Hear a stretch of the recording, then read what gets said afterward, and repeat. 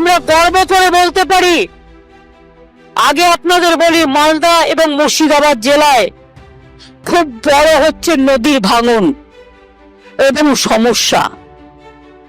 একদিকে ফরাক্কায় ড্রেজিং হয় না, যখন বর্ষাকালে, গরমকালে লোকে জল পায় না, আর বর্ষাকালে জল ওভারফ্লো হয়ে আপনাদের বন্যায় ভাসিয়ে দেয়। ফুলাহার, মহানন্দ, টাঙ্গন এবং পুনর্ভবা, তাছাড়াও গঙ্গা ভাঙনে প্রতি বছর 2005 সাল থেকে 2024 সালের মধ্যে মালদায় প্রায় 13,250 বিঘা অর্থাৎ 1,773 হেক্টর কৃষি ও বসত জমি নদী গর্ভে চলে গেছে। 218টি গ্রাম ক্ষতিগ্রস্ত হয়েছে। মানিকচক ব্লকের বিল্লাইমারি গ্রামে গঙ্গা ও ফুলাহার নদীর দুই তীরের মধ্যেকার দূরত্ব কমিয়ে 500 মিটার হয়েছে।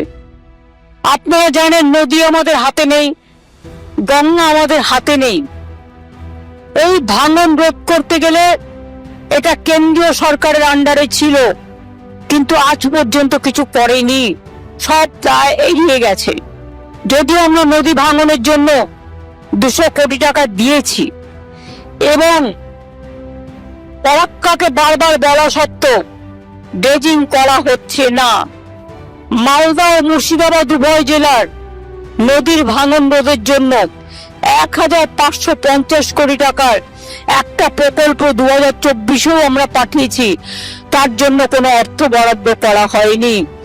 আমাদের সীমিত ক্ষমতার মধ্যে আমরা গঙ্গা, পদ্মা, ফুলাহার, টাঙ্গন, মহানন্দা এবং অন্যান্য নদীর তীরবর্তী এলাকায় 592 কোটি টাকার বেশি ব্যয় করে 176টি কাজ সম্পূর্ণ করেছি। ভুতনির চর, কাটাহার চর তীব্র এলাকায় মানুষকে রক্ষা করতে 150 কোটি টাকা দিয়ে এনভায়রনমেন্ট প্রোটেকশন স্কিম করা হচ্ছে। বর্তমানে নদী ভাঙন উদ্যোগের অংশ হিসেবে রাজ্য সরকারের টাকায় 87 কোটি টাকার এখনো 17টা স্কিম চলছে। এবছরও আমরা 200 কোটি টাকা বরাদ্দ করেছি।